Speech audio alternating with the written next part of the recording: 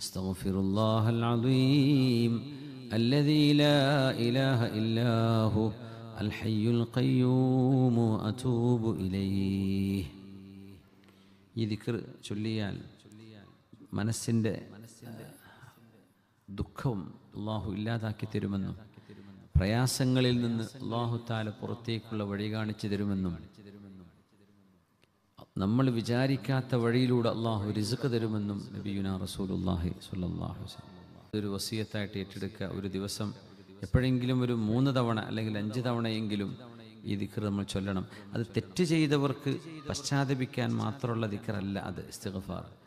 കാരണം ഈ ദിക്ർ ചൊല്ലിയാൽ അള്ളാഹ് തെറ്റ് പുറത്തു തരും എന്ന് അല്ല നബി തങ്ങൾ പറയുന്നത്. അള്ളാഹു നിങ്ങൾ ചൊല്ലുന്നതോടുകൂടെ മിൻ കുല്ലി ഹമ്മിൻ ഫറജ മിൻ കുല്ലി ദീഖിൻ മഖറജ, എല്ലാവിധ ബുദ്ധിമുട്ടായി കിടക്കുന്ന വിഷയങ്ങളിൽ നിന്നും അള്ളാഹു നിങ്ങൾക്ക് പുറത്തു കടക്കാനുള്ള വഴി കാണിച്ചു തരും.